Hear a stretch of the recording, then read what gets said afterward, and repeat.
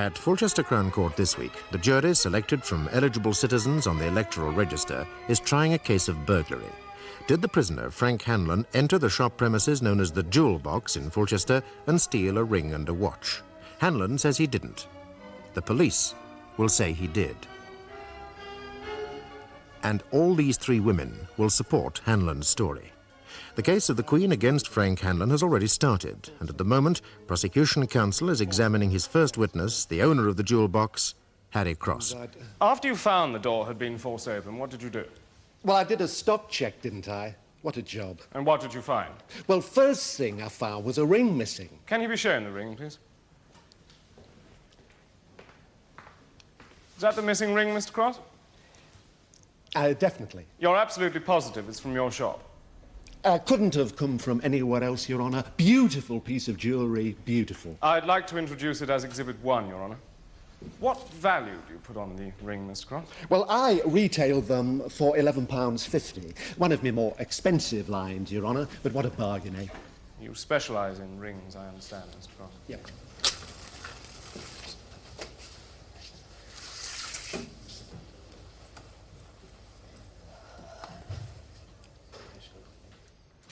Did you find anything else was missing? A watch, eventually. I mean, doing a stock check in my shop is like trying to count how many drafts there are in a castle. Can you be shown the watch, please? Is that the missing watch? No doubt about it. One of mine. Been a marvellous seller as this watch, Your Honour. Marvellous. Can't get enough of them. I'd like to introduce it as Exhibit 2, Your Honour. What value do you put on the watch? Would you believe it? Only £5.50. How cheap can you get, eh? I hope the kids are all right with Mrs. Evans. Now, you say you're positive, dear Mr. Cross, that ring, Exhibit 1, is the ring missing from your shop. Do me a favour. Of course I'm positive, no doubt about it. You did a stock check and found a ring was missing. That's right. That's right. Now, how many rings like that did you have in stock on the night of the alleged offence? 25. All similar. Like Chinaman. When had you done a stock check previously, Mr. Cross, before your shop was broken into? About 3 months before. So, the missing ring could actually have disappeared at any time during those 3 months, could it? Could have. Did you get much shoplifting? Who doesn't? What's the total over the whole country? 400 million quid. So all you're really telling the jury, Mr. Cross, is that a ring was missing from your shop. A ring which could have gone missing at any time over a period of 3 months. But you can't be sure that that's the ring. I am sure. How? Because my merchandise is exclusive, that's how. Very exclusive, Your Honour. You can't buy another ring like that anywhere else in the whole country. Exclusive. Would you have a look at this ring, Mr. Cross? I will be introducing it at a later stage, Your Honour. Thank you. Had a good look at it, Mr. Cross? Yeah, I could examine it better if I had my glass. Well, I shouldn't worry, Mr. Cross. It's not from Cartier's. Now, isn't it identical to the ring you say is from your shop, Exhibit 1? Compare them if you like. Can you see Exhibit 1 again, please? What do you say, Mr. Cross? Well... Is it identical to the ring you say came from your shop, Exhibit 1? I suppose it is. Well, nearly identical. Well, either it is or it isn't, Mr. Cross. It is. Where did you... And what about these rings, Mr. Cross? Similarly, I will be introducing them at a later stage, Your Honour. Now then, are they identical to Exhibit 1? They do look the same, yeah. You've been tapping up my wholesaler, have you? Well, you must have. There's no way you could get rings like that quality. All those 4 rings have been bought from shops in and around Fulchester during this past week, Mr. Cross. Hank, you're joking. I don't believe that, Your Honour. I mean, they're exclusive to me, these rings. They're specially imported from Amsterdam. Well, I shall prove it, Mr. Cross. Oh, by the way, how much did you say you sold those rings for? £11.50. A ridiculous price. £11.50.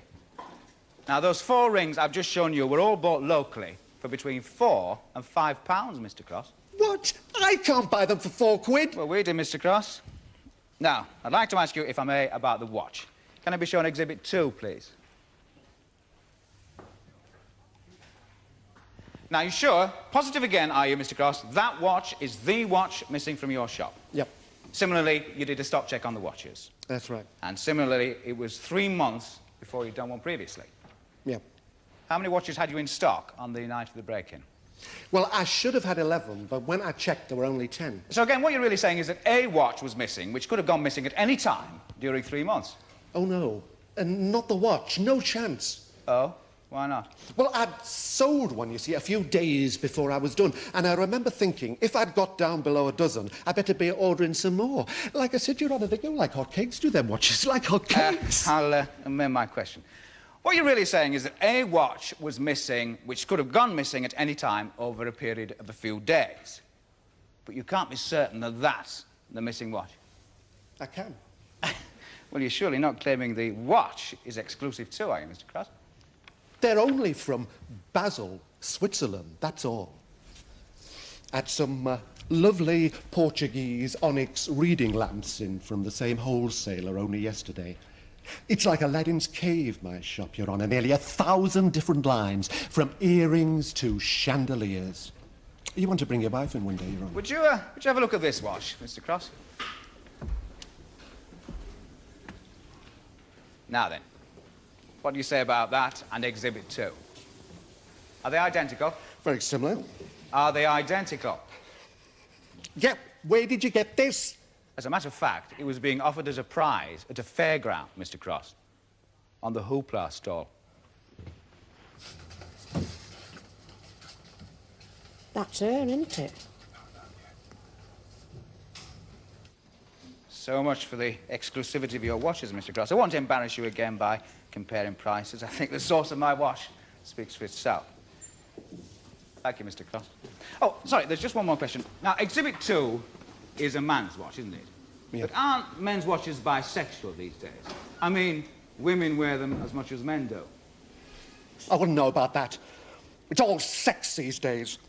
I'll tell you something, though, Your Honour. I'm going to be asking certain people some very awkward questions, believe me. The bloke who sells me the rings has a Dutch accent. Who can you trust these days, I ask you? Does Your Honour have any questions? Thank you, Mr. Cross. Though I'm tempted to ask Mr. Cross where he buys his chandeliers. Witness, Your Honour. Call Police Constable Lomas. You need a steel arse to sit on this seat comfortable, don't you? The whole truth and nothing but the truth. Give your evidence, please, officer. PC 131 Lomas, Fulchester Central, Your Honour. On October the 24th last year, I was on duty in Queen's Road, Fulchester, when I saw the accused leaving the premises number 26 Queen's Road. That's a business trading as the jewel box known by the previous witness, Mr. Harry Cross. Yes. How far away from the accused were you when you first saw him? About 20 yards. What time was that? Approximately 15 minutes to midnight, Your Honour. Was it dark? Yes. Did you have any difficulty in seeing the accused? No. Why not? Oh, the street lighting is very good in Queen's Road. It's a main road. So you had a perfectly clear view of him? Yes. Go on, officer. I kept the prisoner under observation and saw him join a woman further down the road. By this time, I was abreast of the premises, number 26, myself, and noticed that the door was ajar. And what did you do? I caught up with the accused and asked him what he'd been doing in the shop. And what did he reply? He said, "What shop?" I said, "You know very well what shop, the jewel box." Well, what did he say to that? He said, "Grow up, sunshine. We were only in the doorway. We were trying to have it off, weren't we? Till you showed up in your bleeding size 12s.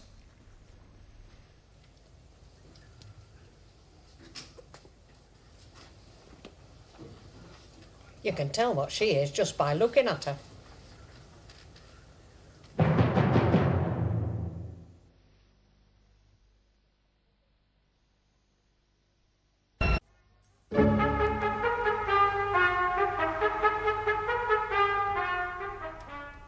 I told him I was not satisfied with his explanation and that I was taking him to the police station. Did he demur? Sir? Did he object? He said, "Sod that for a game of soldiers. I'm taking this bird home. I'm on a cert here, mate." What happened then? At that moment, a police vehicle arrived, driven by PC 158 Riding. And the defendant was taken to the police station. Yes. Was he searched? Yes. What did you find? Among his possessions, I found a watch. May he be shown Exhibit 2, please, Your Honour? Do you recognise that watch? That's the watch I found in the accused's possession, Your Honour. Where in his possession? In his jacket pocket. Did you find anything else? I found a screwdriver. Can he be shown the screwdriver, please? Can you identify that screwdriver? That's the screwdriver I found in the accused's possession, Your Honour. Where in his possession? In his left-hand trouser pocket. I'd like to introduce it as Exhibit 3, Your Honour. Subsequently, did you return to the premises 26 Queen's Road and did you examine the door of those premises? Yes. And what did you find? I found the door had been forced and there were marks on the edge of the door and the door frame which suggested an implement had been used. What sort of implement? Such as a screwdriver. Did you then return to the police station? Yes. Did you ask the accused about the damage to the shop door? Yes. And what did he say? He said, "It's news to me. There's a lot of villains about, you know." Did he offer any explanation for having the screwdriver in his possession? Oh, before you answer that, officer, how was he dressed? What was he wearing? Dressed? Like, he was dressed like he is now. Hardly recommended by the tailor and cutter, would you agree? Sir? To be carrying a large screwdriver around in the trouser pocket of a nice smart suit like that. Not very usual, not very normal. No, sir.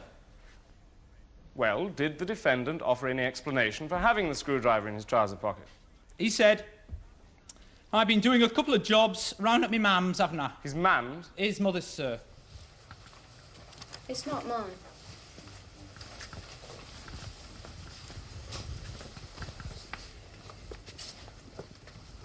Hard-faced little bitch. Can you tell the court where you found that ring, officer? On the finger of Marion King. Did you ask the accused about the ring? Yes. And what did he say? When I told him I had reason to believe he'd stolen it from the premises, 26 Queen's Road, he said, "Marion will tell you different, mate. I bought it her last week. She thinks we're engaged." Marion being Marion King, presumably. Yes. What about the watch you found on the Exhibit 2? What did he have to say about that? When I told him I had reason to believe he'd stolen that from the premises, number 26 Queen's Road, he said, "Bollocks. I got it off this bloke in the Vic. It's for the wife's birthday, isn't it?" The Vic? The Victoria Hotel. Oh. Exhibit 2 is a man's watch, of course. Yes. So you subsequently cautioned him and charged him with burglary.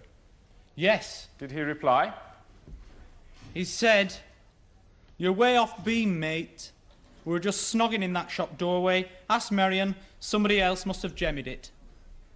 When you first saw the accused officer, you said he was just leaving the jewel box doorway. Yes. What was Marion King doing? She was further down the road. How much further? About 20 yards, I suppose. Was she walking? Waiting? Running? What? Walking, I suppose. Towards the shop or away from it? Away from it. Did you see her in the jewel box doorway? No. Leaving it? No. Did you see her snogging with the accused? No. In fact, did you ever see anybody snogging? No. What exactly is snogging? It's a word I've heard and seen, but I'm not exactly clear what it means. Kissing, Your Honour. Embracing. What used to be called in my younger day necking or petting. Or even spooning, Your Honour. I'm not that old, Mr. Lawton. I shall define snogging as kissing, if you don't mind. I'm sure that will suit members of the jury, too. I'm obliged, Your Honour. Did you ever see anybody kissing, officer? No. Except Yes. when the accused joined the woman, Marion King, he put his arm around her. Thank you, officer. You say Mr. Hanlon put his arm round Marion King? Yes. Round where exactly? Round her waist, I think. Affectionately?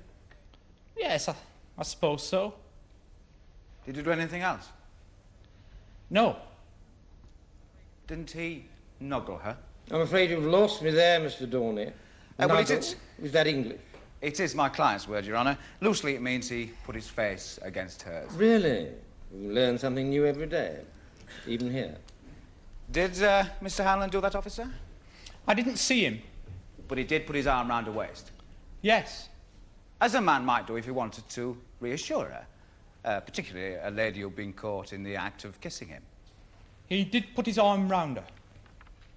Now, you say Miss King was wearing the ring, Exhibit 1, on her finger. Which finger? I can't remember. Or was it the third finger left hand? The engagement finger? Can't remember. Try to remember. It might have been. It might have been the third finger left hand, which is in fact the engagement finger. Yes, I suppose so. Where did you say you found the watch? In the accused's pocket, jacket pocket. And you say you found the screwdriver, Exhibit 3, in his trouser pocket? Yes. Not concealed in any way? I don't. Well, was it just in his pocket? I mean, it wasn't wrapped up in anything, a handkerchief or paper or... No. Now, if one had to carry a screwdriver of that size, isn't a trouser pocket the best place to carry it, being deeper and a better shape than a jacket pocket, officer? I don't know. I've never carried a screwdriver. When you asked Mr. Hanlon about the screwdriver, he said he'd been doing some jobs at his mother's. Yes. Now, did he enlarge on that? Did he say what jobs? Did he? I think he said he'd been re-hanging a door or something. Did he say that, or didn't he? Yes. Now, you would need a fairly large screwdriver for a job like that, wouldn't you? Yes, I suppose so. Would he or wouldn't he? Yes. One as large as that one? Yes. Now, there was no question of Mr. Hanlon refusing to go back to the police station with you, was there? No, well, PC Riding arrived. But, I mean, he hadn't tried to run away or anything like that. No. Now, there was no struggle of any kind before or even after Police Constable Riding arrived. No. He went with you quite peacefully. Yes. And when you asked him what he'd been doing in the shop, he immediately said, grow up, sunshine. We were only in the doorway. We were trying to have it off, weren't we, till you showed up in your bleeding size 12s. No, not straight away he didn't.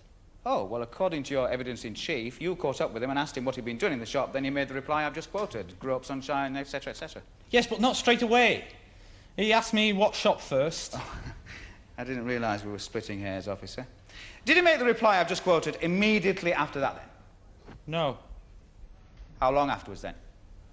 About a minute, I suppose. Now, what was he doing during that minute? Well, was he thinking, in a daze, standing on his head, or what? He asked me why I wanted to know. Did you tell him? I suppose I did. Then he made the reply, grow up, sunshine, etc., etc. Yes, I suppose so. I wish you wouldn't suppose quite so much, officer.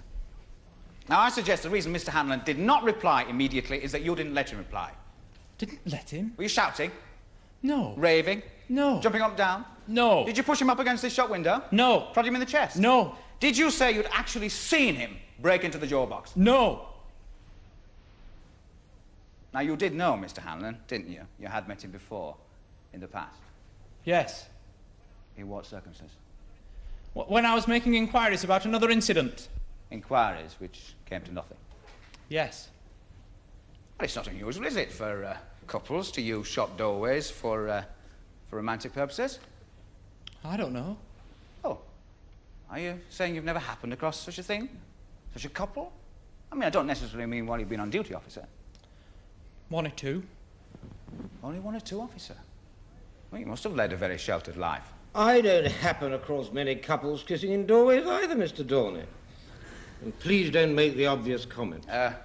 No, Your Honour. Now, you took both Mr. Hanlon and Miss King back to the station in the police car, didn't you? Yes. You and Police Constable Riding together. Yes. How did you feel? Pardon? How did you feel? I mean, you hadn't been in the force very long, had you, on October the 24th? How long? About 5 months. About 5 months. 5 months. And here you were making an arrest. How did you feel? Pleased? Well, yes. Elated, even? Pleased. In fact, didn't you say to Police Constable Riding, I've nicked one at last, Bill. This'll wipe the smile off a few bloody faces? I don't think so. Now, I suggest you did. I don't remember saying it. Is Police Constable Riding called Bill? Yes. Was this your first arrest? Was it? Yes. Well, it's rather a milestone for a young officer, a first arrest. An achievement. I suppose so. A feather in your helmet. Yes. And it has taken you rather longer than most to achieve it, hasn't it? A bit longer. Have you made any arrests since? Have you, officer? One. One. So that's 2 arrests. What? 7 months now. Is it a fact, officer, that some of your colleagues call you Trapper? Really, Mr. Dorney, is this relevant? I don't mind counsel pressing police officers, but I'd rather they weren't put on the rack unnecessarily. I'm obliged, Your Honour. Now, when you saw Mr. Hanlon leaving the shop doorway, was he walking or what? Walking. Normally, not hurrying. Hurrying a bit, I suppose. You suppose. And when you passed the shop doorway, you saw that the shop door was open. Yes. How much open? Ajar. Not wide open. No. How much ajar? About a foot. More than a foot, less than a foot? I can't remember. So, in fact, it could have been less than a foot. It could have been. So, if Mr. Hanlon had been standing in that doorway, he might not have even noticed that the door was ajar. I noticed it. Are you sure that it was the jewel box shop doorway, officer, you saw Mr. Hanlon leaving? Yes. You were how far away? About 10 yards. You said 20 yards to my learned friend. 10 to 20. Now, the jewel box and the next shop to it, their doorways adjoin, don't they? Yes. Are they similar doorways? I suppose so. Most supposes. Are they, officer? Yes. So how can you be positive it was number 26 he was leaving if you were 10 to 20 yards away and looking down the street straight along the building line? Now, it was virtually impossible, wasn't it, to differentiate between 2 similar adjoining doorways from that position and at that distance. And we might not have been leaving number 28, a baby linen shop, and not number 26, the jewel box. No. Why not? I wasn't looking along the building line. I was across on the other side of the street when I first saw him, looking diagonally. I'm positive he came out of the jewel box. Oh, you were across the street? Yes. Then how could you possibly have seen that the door was ajar? Less than a foot open. Like I said, the lighting is very good in Queen's Road. It's like daylight. I could see everything.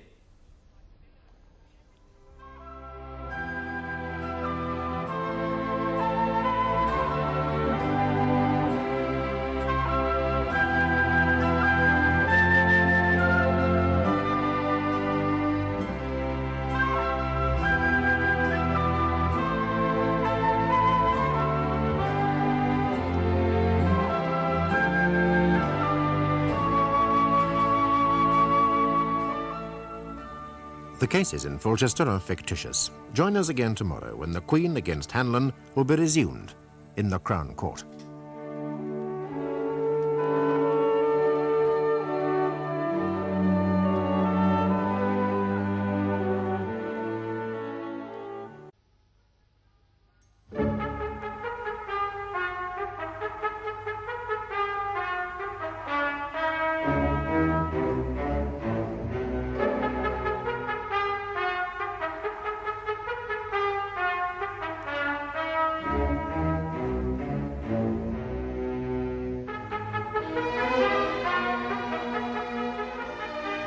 In the case at Fulchester Crown Court of the Queen against Frank Hanlon, who is denying a charge of burglary, Hanlon is about to give evidence himself.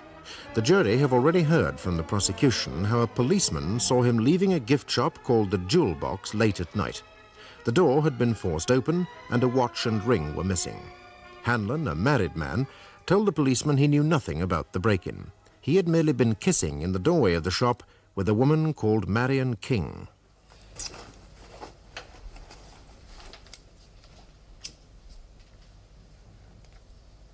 Thanks. She's a little tart, you can tell. Takes two to tango, Mother. What is your name? Francis Hanlon. As you live at number 14 Crawford Court with your wife and 3 children. Yeah. What's your job, Mr. Hanlon? I'm a plasterer by trade. Work? No, there's not much doing at the present. Because of the present economic situation. Yeah, nobody's got any money for much building work. Or for anything else. So you're what? On the dole, Social Security? Social Security. Now, can you remember the night of October the 24th last year? I'll never forget it. Why is that? Well, it was the night I was nicked, wasn't it, for this job? Before we get to your arrest that night, Mr. Hanlon, can you tell the court where you've been, say, from 7 o'clock onwards? I'd been to a couple of boozers. Public houses? Yeah. Do you remember their names? The Vic. That's the Victoria Hotel and the Bluebell. The Victoria Hotel is a favourite haunt of yours, isn't it, Mr. Hanlon? Yeah, it used to be my local till we moved out to the new estate. But you still go there quite a lot. 2 or 3 times a week. It's like going home. Were you with anybody on the night of the 24th? A companion? Marion King. And what's your relationship with her? Well, she was my bird. Your bird? Girlfriend. Was? Isn't she now? Not since this business. Why is that? Well, since it got out, I was knocking around with her. It got a bit embarrassing, didn't it? Well, I'm married, aren't I? Did she stop seeing you, or vice versa? No, we both stopped seeing one another. So it was a mutual agreement? You could say that, yeah. But on October the 24th last year, she was quite definitely your girlfriend. Oh, yeah. I'd been seeing her a lot since the summer. I met her at the swimming baths. I've dived on top of her one afternoon. Spoils of the long hot summer. So, that night, Mr. Hanlon, the night of October the 24th, you and Marion King had visited the Victoria and the Bluebell hotels. The Bluebell Inn? Pardon? It's not called the Bluebell Hotel, it's called the Bluebell Inn. The Victoria and the Bluebell Inn, then. Now, which did you leave last? The Vic. At what time? 11 or just after. Throwing out time. And then what did you do? Well, we started to walk home. Well, to Marion's home. And did that take you along Queen's Road? Yeah. And as you were walking down Queen's Road, what happened? Well, you know it is when you're walking a bird home. Well, I may know, Mr. Hanlon, but I must be sure that the jury know too. And not forgetting me, Mr. Dorney. I'm sorry, Your Honour. Would you just enlighten everybody, please? Well, we were walking along. I had my arm round her, I think. We'd been kissing and that. And we must have wandered into this shop doorway. Wandered? Now, how do you mean exactly? Well, you know, drifted in without knowing we were doing. It was sort of the blind leading the blind. Which shop doorway had you wandered into? Well, the copper reckoned it was the jewel box doorway. What do you reckon? Well, I don't know. I mean, to me, it was just a doorway, the handiest doorway for... Yes? Well, for what me had in mind, if you see what I mean. And what had you in mind? Well, do I have to say? You didn't display this kind of reticence with the police officer, Mr. Hanlon. Well, it was just me and him then, you know, 2 blokes. Answer the question, please, Mr. Hanlon. What had you and Marion King in mind? Well, sex. We had sex in mind. And what happened? Well, nothing. We'd only been there a couple of seconds when that's Marion. She thinks she hears somebody coming. Was there? Well, I could hear a few faint footsteps up the street, yeah. What did you do? Well, nothing. I mean, it was our business, wasn't it? It wasn't as if we were stood in the middle of the street or anything like that. But Marion, she's off out of the doorway and down the street like a whippet. What did you do then? I went after her. Now, did you see anybody in the road apart from Miss King? I don't think I noticed. I was more interested in catching Marion up. Why? To take up where I just left off. To reassure her? You could put it like that, yeah. Did you catch her up? No, this copper came up, didn't he? And then what did you do? But before the policeman arrived, now, how'd you put your arm around Miss King? Round the waist, I think, yeah. Did you do anything else? Oh, yeah, I nuggled her. Which I've already explained to the court means that you put your face close to hers. Well, more like putting my nose in her ear. A much more graphic definition of nuggle than yours, Mr. Dorney. Indeed, Your Honour. Now, you're about to tell the court what happened when the policeman arrived, presumably from behind. Oh, yeah, he came from behind, all right, like a bolt out of the blue. He'd have been booked on a football pitch. What did he do? Well, he started throwing his weight about. How did he throw his weight about? Well, you know, he went a bit berserk, potty, you know. In what way? Well, he said something like, stop where you are, don't move another step, and don't think I'm on my own, because I'm not. And then what happened? Well, then he started raving about seeing me do the jewel box. He said he'd seen you break in. Yeah. He said, I've been watching you, Hanlon. I saw it all. I saw you go in and come out. I saw everything. You nicked. He called you Hanlon, did he? He knew you then? Oh, yeah, we had met. In what circumstances? Well, he came round about me driving while disqualified. I was in London the night he reckoned he saw me in Fulchester. Typical. Why'd you been disqualified from driving? I had 3 speeding offences on the trot. Everyone radar. So, the officer's general demeanour was what? Eh? Well, was he calm, angry? Well, like I said, I thought he'd gone potty. He was shouting and his face was all red. What did you say to him? Well, I think I said something like, look, mate, I'm just taking this bird home. I don't know anything about a break-in. Leave off, will you? You were trying to calm the officer down. Yeah. What was Marion King doing during all this? She was just standing there, frightened to death. So she saw and heard all this? Oh, yeah. And what happened? Well, then this police car came up. We were bundled into it and whipped off to the police Now, station. did Police Constable Lomas say anything to the officer driving the car? Oh, yeah. He said a lot. Tell the court what he said, Mr. Hanlon. Well, when the policeman got out of the car, the one that was talking to me said to him, caught him red-handed, no danger. He's just done the jewel box. Now, did you respond? Make any reply? Yeah, I told the other copper I thought he was potty. And what did he say? He told me to shut up. Did you? Well, I thought it best. I mean, by this time, Marion was yelling. Yelling? Yeah, crying her eyes out. Did Police Constable Lomas, the one who had stopped you, say anything else? Not then. He just kept repeating how he'd seen me do the jewel box. Did he say anything later? Well, it was in the car. What did he say in the car? He said to the one that was driving, he said, nick one at last, Bill. This'll wipe the smile off a few bloody faces. Now, did you know what he meant by that? No. What was his mood, his attitude then? Well, like I said, he was excited, like he was on drugs. Shaking, he was. Is it true, when you were charged with the offence, you replied, we were just snogging in that doorway, asked Marion, somebody else must have gemmed it?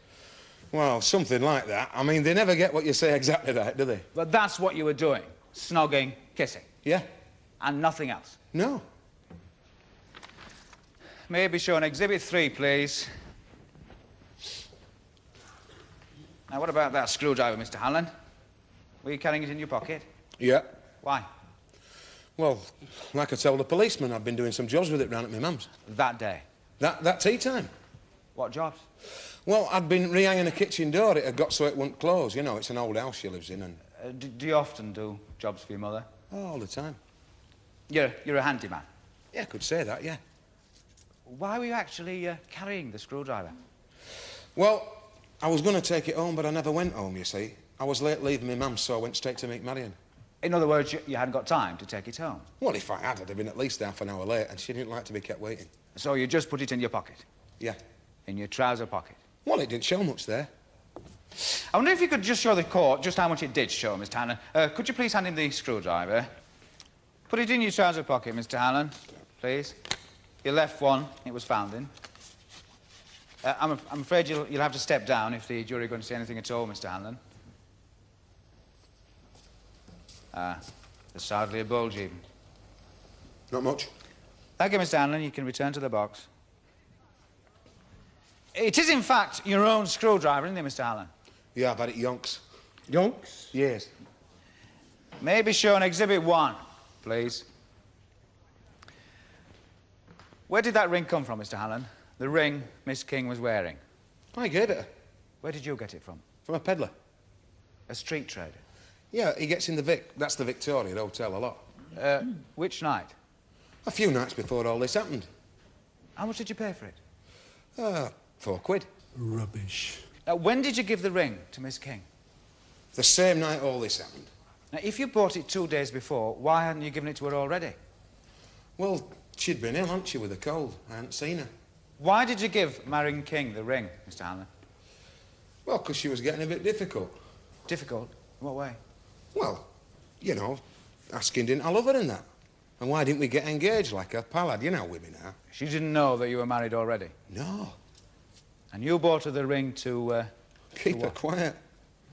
I mean, I didn't propose to her out like that. I'm not that stupid. I just bought her the ring. She put it on her engagement finger. Well, it was no skin off my nose. Don't keep staring at her, Mother. Yeah, I bought this watch off this peddler too. At the same time as the ring? Yeah. How much did you pay for it? A couple of quid.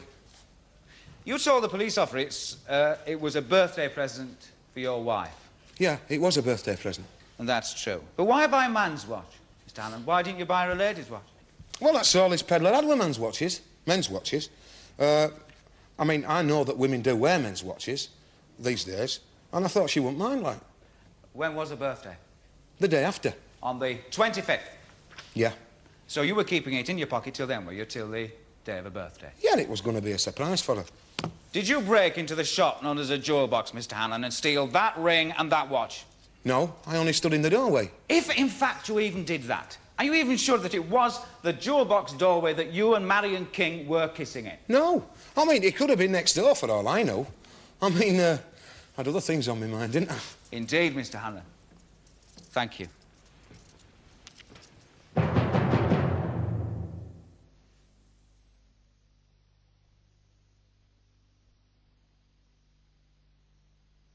TV lawyers.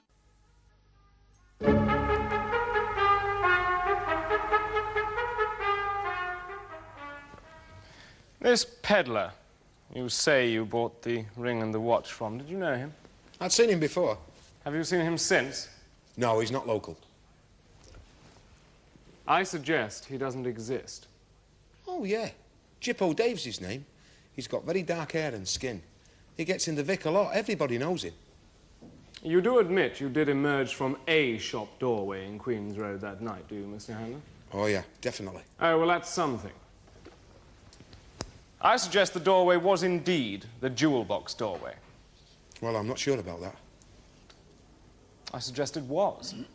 And I suggest that you were emerging after forcing open the shop door, going in and stealing that watch and that ring. No, no way. And if you hadn't been disturbed by the arrival of the police officer, you would probably have stolen considerably more property. I never even saw the copper. But had Marion King seen him? Well, she only heard him, I think. I suggest she saw him. I don't think so. Wasn't it her job to see him? Hey? Rather than just being a partner in a romantic interlude, was not her real function to keep a lookout while you broke into the shop? And was not the ring her reward? I really must protest, Your Honour. There hasn't been even the slightest evidence or even a suggestion that this was so. And if it had been so, isn't it likely that Miss King would be in the dock with Mr. Hanlon? Mr. Dawn is right, Mr. Hanlon. There hasn't been a hint of this from the prosecution before. You really mustn't just conjure it out of thin air. I'm obliged, Your Honour. You would agree, would you, Mr. Hanlon, you're a pretty smart dresser? I like to look smart, yeah. You like to cut a dash? I like to look smart. Who doesn't? A great many people these days, denim being the universal uniform, practically. But liking to look smart as you obviously do, you still set out that night to meet your girlfriend carrying a large screwdriver in your trouser pocket. Yeah, but like you just seen, it didn't show much. That is a matter of opinion. Wasn't it a nuisance when you were snogging with Miss King? No. Why didn't you just leave it at home? Well, like I said, I needed it the next day. What for? I had a few jobs to do at home around the house. Well, I had plenty of time. You say you're unemployed at the moment. Were you not also unemployed then? Yeah, I think I was. But you were re-hanging more doors? No, as a matter of fact, I think I was putting up some kitchen units. Oh, kitchen units? You are a handy man. Yeah, I'm quite good with my hands, yeah. Well, it keeps the wife happy as well. Something of a model husband, in fact. Well, I have my faults, who doesn't? When were you last in work, Mr. Hanlon? Oh, it's a while since now. How long since? Beginning of last year, I think. Things have been very tight in the building game. Yes, I know they have, Mr. Hanlon, but I would have thought a man with your talents would have been able to find a job somewhere. Well, I haven't. What do you live off? Social Security. And your family? Yeah. Then how do you manage to be able to afford to dress so well? How did you afford that suit you're wearing now, for instance? It's fairly new, isn't it? Fairly. How much did you pay for it? About 30. £30. Yeah. Did Social Security pay for it? No, as a matter of fact, I think I had a win on the horses. But Social Security paid for the bet. Well, a man's entitled to some pleasure. You seem to manage rather a lot of pleasure, Mr. Hanlon. Tell me, have you had many girlfriends since you were married? No, not many. How many? 1 or 2. Did you keep them from your wife, too? Of course I did. Did you give them rings and pretend you were engaged? No. Just Miss King? Well, yeah, I mean, I might have bought the other ones a box of chocolates or something. You know you do. How much did you say you paid for the ring? Only £4. Social Security again, or another win on the horses? Oh, £4's not a fortune, is it? Not in this day and age, what with inflation and that. Coupled with a new suit and a watch for your wife's birthday, it mounts up. How much did you say you paid for the watch? Only a couple of quid. A ring, a watch, a new suit, all on Social Security. Well, you do make the taxpayers' money go a long way, Mr. Hanlon. I don't smoke. It would be a miracle if you could. Tell me, when did you have a car? Beginning of last year. While you were out of work. I got it when I had a job. But you continued to run it while you were unemployed. It was only a Mini. So you were running a car on Social Security as well? I got disqualified, didn't I? I put it to you again, Mr. Hanlon, that the police officer's version of what happened that night is the true one. You did break into the jewel box, and you did steal that ring and that watch. This story of you being in the doorway with Miss King merely to snog is a total fabrication. It's the truth. Ask Marion. How old are you, Mr. Hanlon? 28. Getting a bit long in the tooth for snogging in shop doorways, aren't you? I'm young at heart. You always do your snogging in shop doorways? Depends on the weather. You like to think of yourself as something of a wag, don't you, Mr. Hanlon? I like a laugh, yeah. Quick-witted as well as a sharp dresser. I'm no dummy. Quick-witted enough to invent stories like this snogging one. I didn't invent it. And quick-witted enough to put words in the mouth of Police Constable Lomas, such as, I've nicked one at last, Bill. This'll wipe the smile off a few bloody faces. He said that, definitely. Police Constable Lomas denies saying it. Police Constable Riding, who was with you both in the car, has told this court he never heard him say it. Well, he's lying. It's only natural, isn't it? They do that for one another, coppers. And isn't it also natural for you to lie, Mr. Hanlon? As you lied to Miss King about being engaged to her. I never. She just assumed it. Like you must have lied to her about your marital situation. Look, I never told her I wasn't married. Oh, she just assumed that as well, did she? Yeah. And what do you tell your wife when you're going out to meet your mistresses, Mr. Hanlon? More lies? She never asks. She knows better. Oh, you're also very sure of your women, aren't you? Well, they've got me into enough trouble in my time, haven't they? I mean, if I hadn't have been in that shop doorway that night with Marion King, I wouldn't be standing here now, would I? So you're really asking the jury to believe that you were only kissing in the jewel box doorway? We were, if it was that doorway. In spite of all the evidence, which has not been challenged, that the shop door had been forced, possibly by a screwdriver, and you were carrying a screwdriver? I told you why I had that screwdriver. Yes, you'd been rehanging a door. I suggest you've been doing virtually the opposite. Forcing one open, the jewel box door. No way. And isn't it an incredible coincidence that only 2 items were missing from the jewel box, and that one of those 2 items was found in your pocket, and the other adorning the finger of your mistress, the watch in your pocket and the ring on her finger? But not the same watch and not the same ring. In fact, your entire story is littered with coincidences. It just happened to be your wife's birthday on the 25th, the day after the break-in. It just was. You just happened to bump into Jippo, what was his name? Dave, Jippo Dave. A couple of days before. Well, he just bobs up. He gets in the Vic a lot. Oh, is he going to bob up in this court? No, he's disappeared. He'll probably be in Ireland this time of the year. And he just happened not to have any ladies' watches. Yeah. And the unfortunate coincidence, so far as you were concerned, Mr. Hanlon, the jewel box just happened to have been broken into the very night that you and Miss King required a shop doorway to snog in. I've had a very unlucky run just recently. Oh, really? What about the win on the horses that paid for that suit? That was last year. But wasn't your biggest slice of ill luck the fact that Police Constable Lomas suddenly appeared in that street, that night, and practically caught you on the job, and that's not meant to be funny, Mr. Hanlon.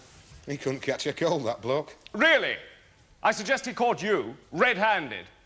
Never. And with the stolen property in your possession and adorning your mistress. Wrong again. Didn't you perhaps push the ring onto her finger as the policeman came up behind you, because that would be a good place to hide it? And again. Am I? Well, we shall see what the jury thinks. Regarding some of these facts, my learned friend calls coincidences, Mr. Hanlon. It was your wife's birthday on the 25th. I can show you the birth certificate. Ladies do wear men's watches. You see it all the time. The Victoria Hotel is your local. Used to be. Peddlers, street traders, they do exist. Yeah, and they do a bomb. No overheads. Have you any questions, Your Honour? No. Thank you, Mr. Hanlon. Call Marion King. Marion King?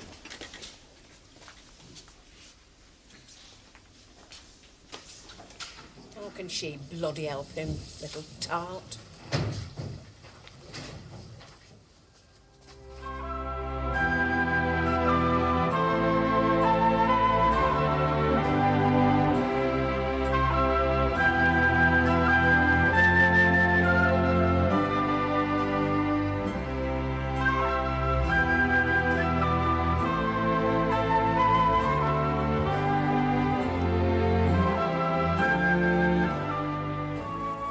The cases in Fulchester are fictitious. Join us again tomorrow when the Queen against Hanlon will be concluded in the Crown Court.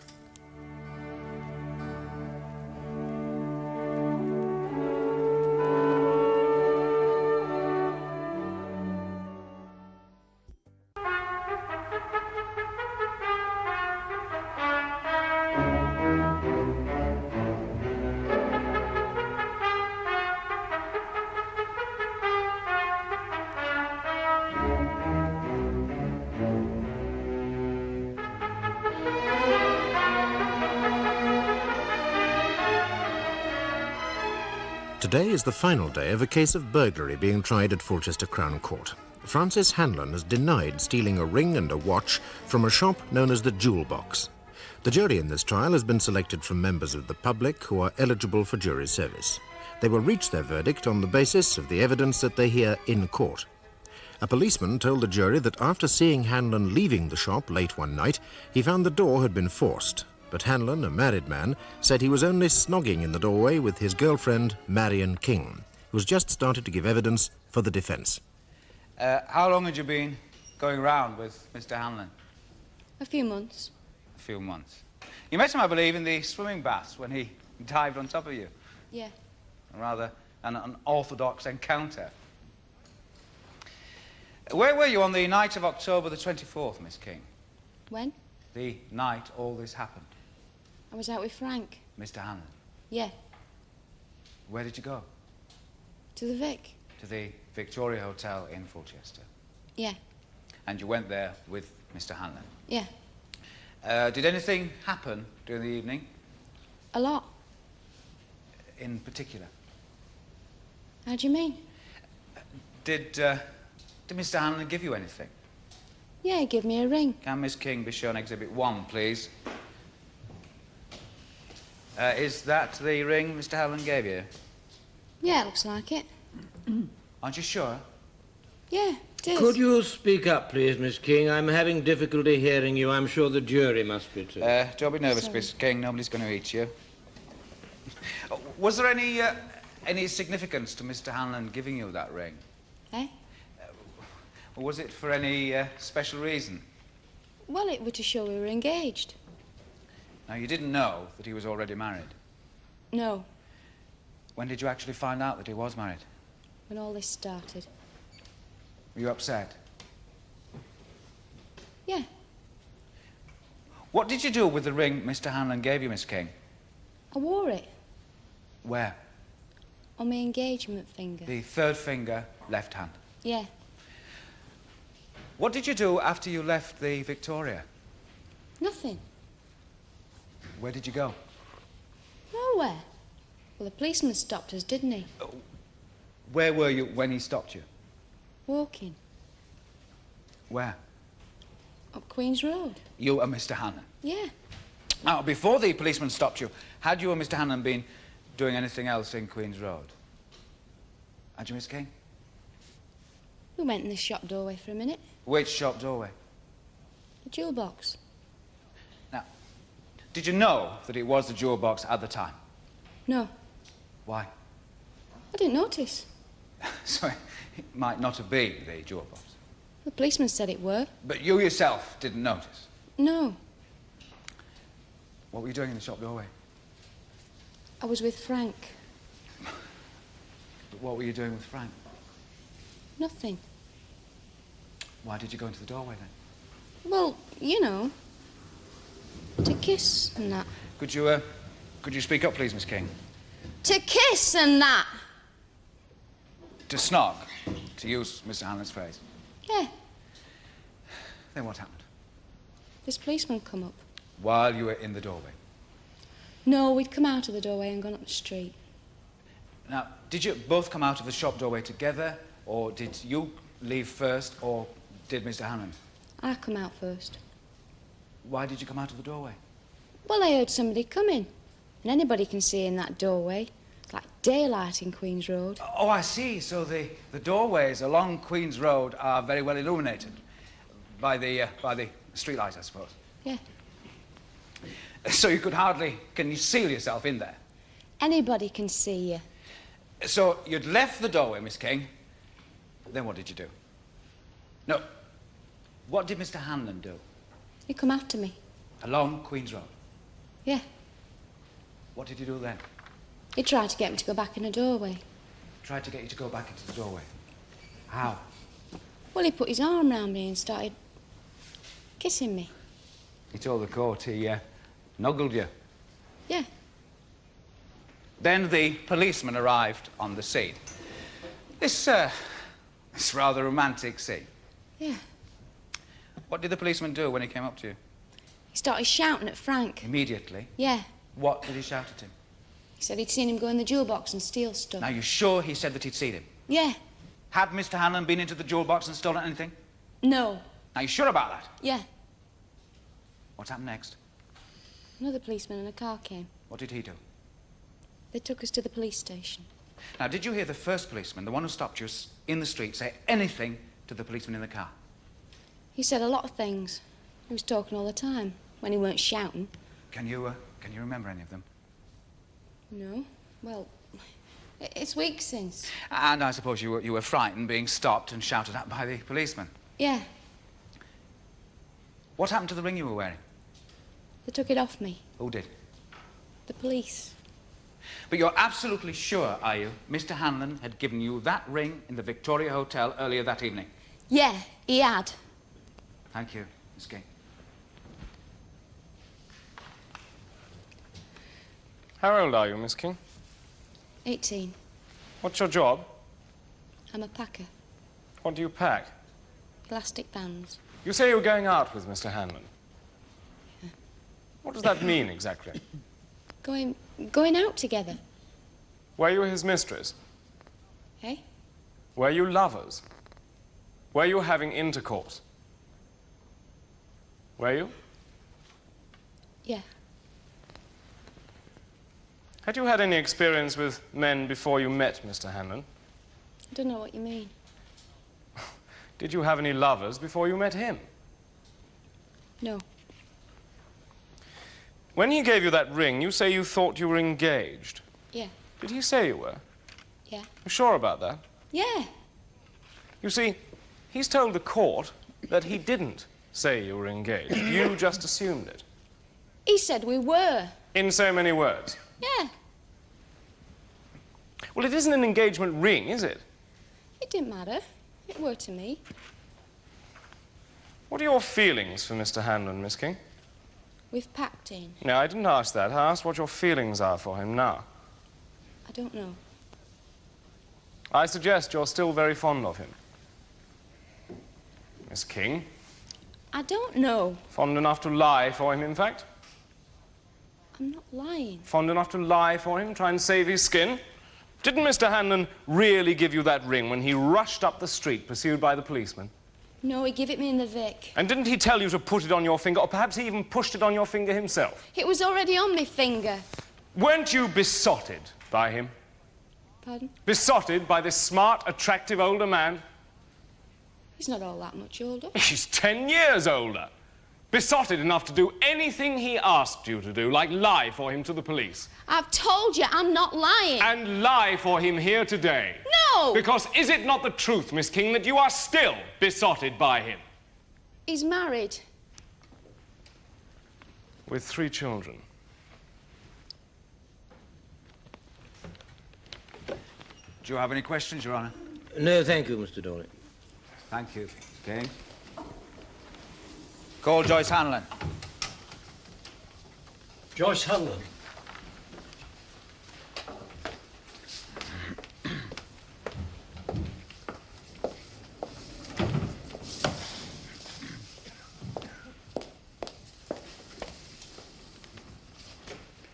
I swear by Almighty God that the evidence I shall give shall be the truth, the whole truth, and nothing but the truth. What is your name? Joyce Hanlon. And you are the wife of the accused, Frank Hanlon, and living with him at number 14 Crawford Court, Fulchester. That's right. How long have you been married, Mrs. Hanlon? 7 years. Children? 3. 2 boys and a girl. How old are you, Mrs. Hanlon? 25. When's your birthday? What date? October 25th. Does your husband remember your birthday, Mrs. Hanlon, or is he like the rest of us and does he tend to forget? I always remember my wife's birthday, Mr. Dawley. In fact, I hardly dare forget it. Now, could we please get on? What about your husband, Mrs. Hanlon? He never forgets it. Never forget. No. He remembers all our birthdays. The kids and his mum's. And anniversaries. Like our wedding anniversary. He is exceptional. Does he give you anything when it's your birthday? A present? Never misses. What did he give you last year? He gave me this jumper. Would you be surprised if he'd given you that watch? Can Mrs. Hanlon see Exhibit 2, please? Would you have been surprised if he'd given you that watch this year? Not really, no.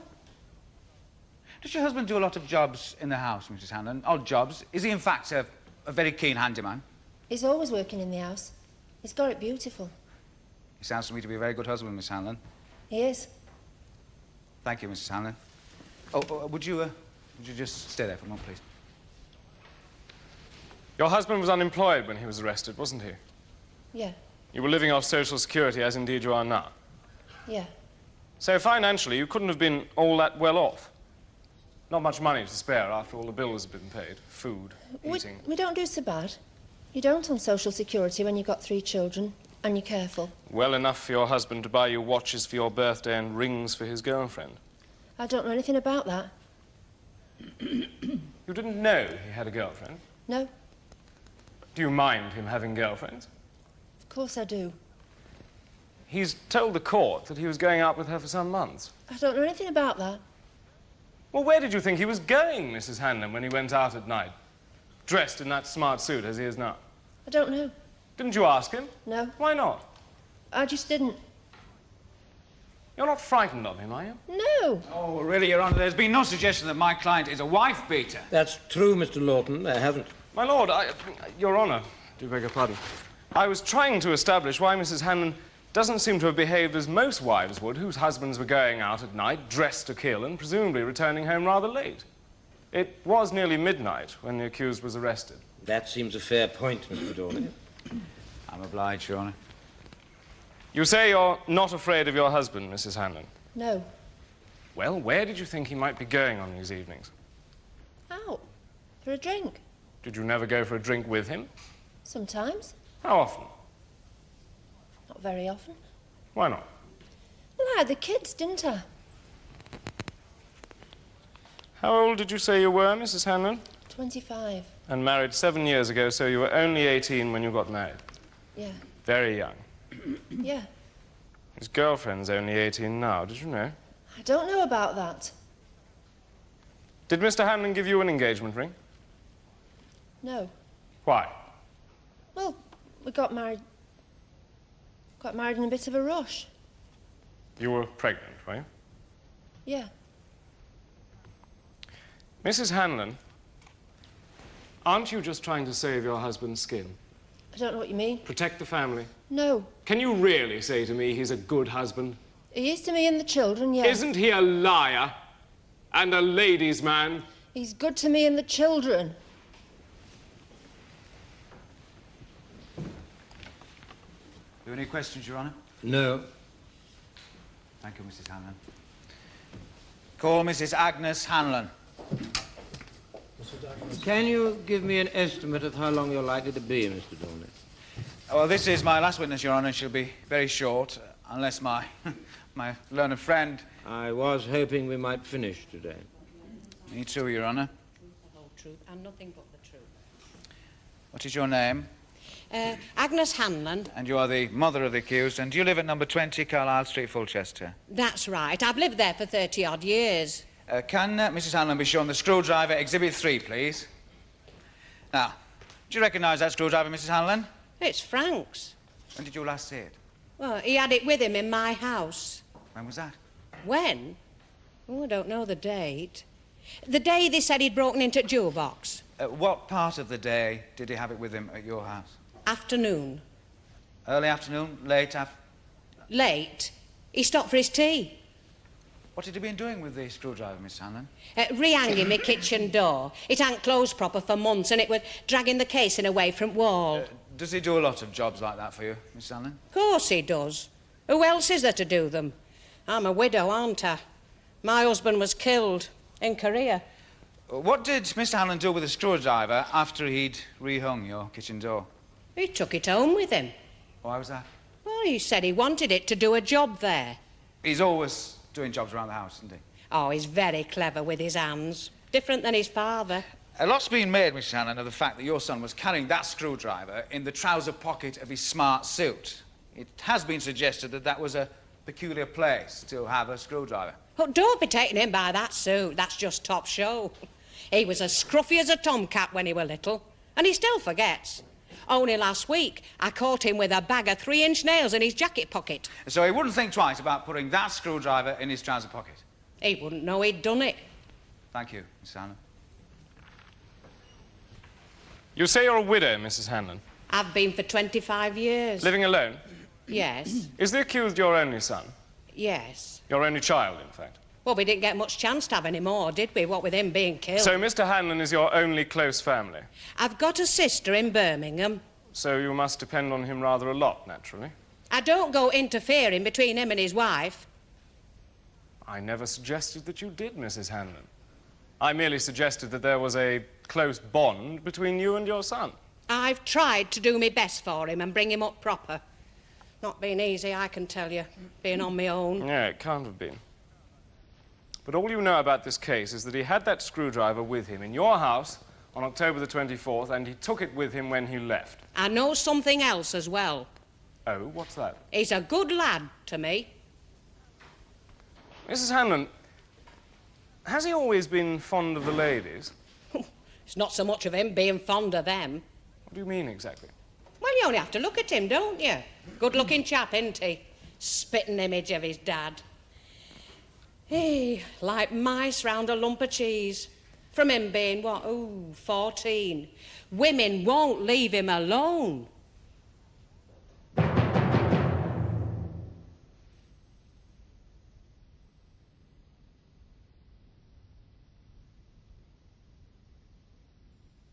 V Lawyers.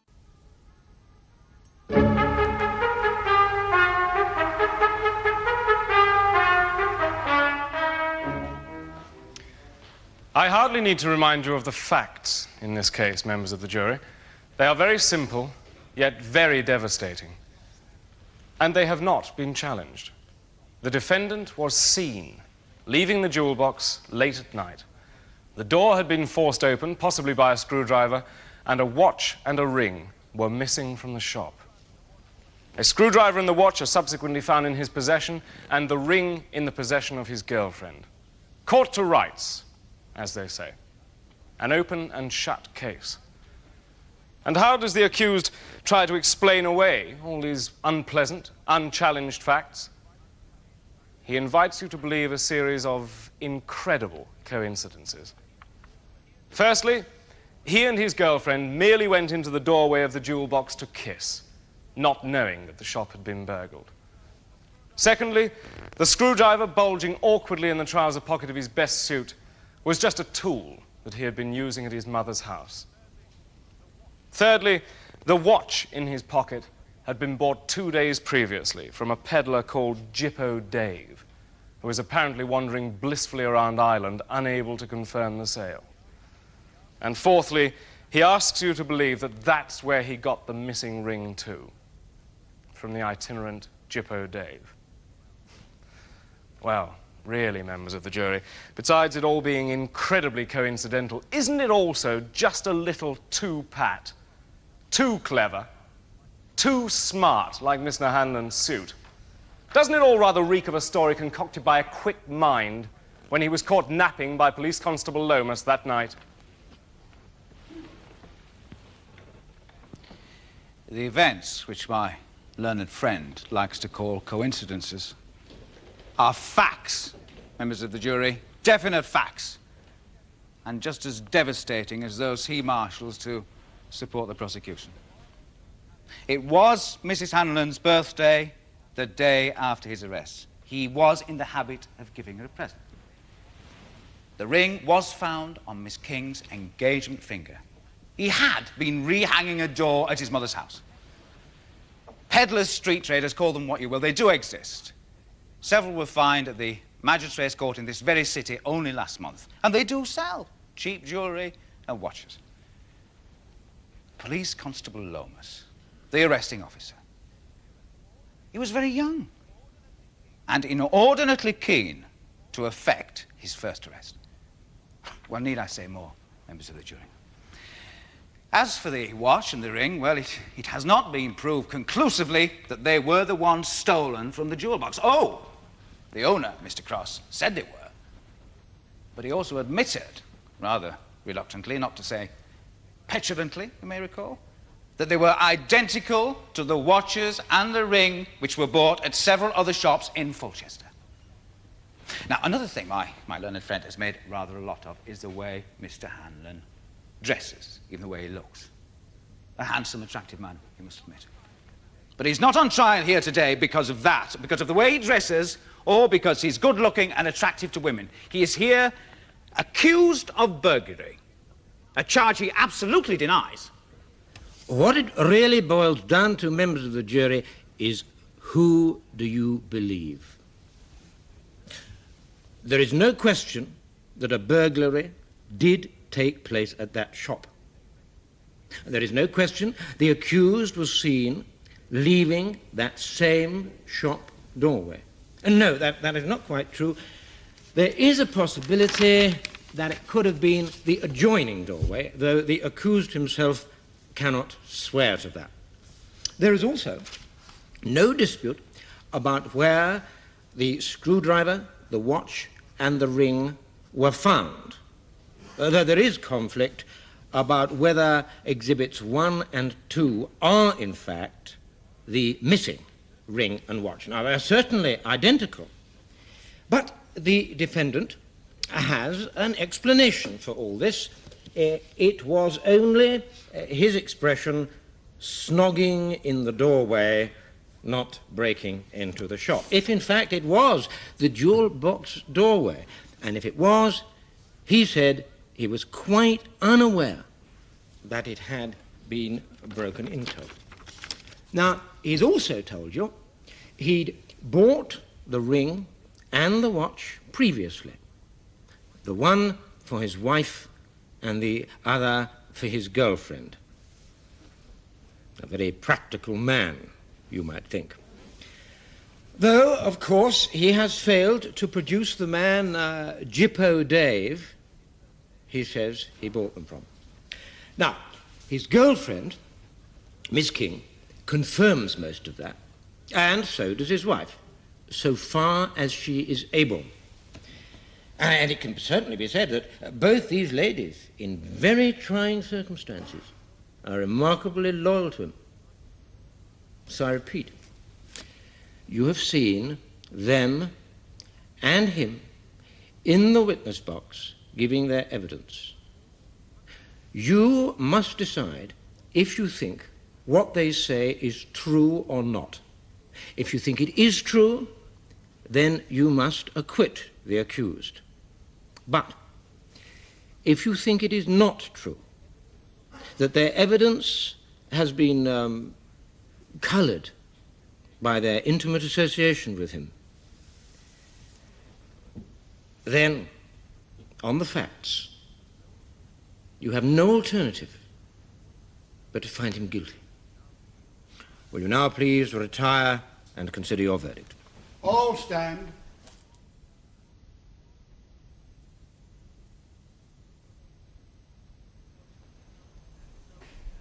The prisoner will stand. Members of the jury, will your foreman please stand? Have you reached a verdict on which you are all agreed? Please answer yes or no. No.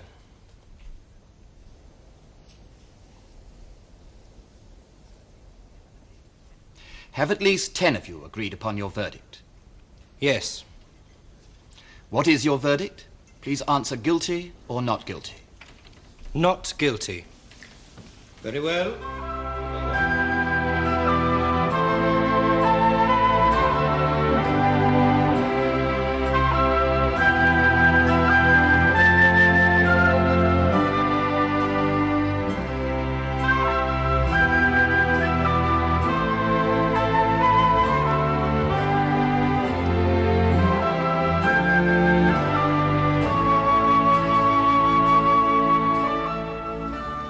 The cases in Fulchester are fictitious, and our cameras return to bring you another leading case in the Crown Court.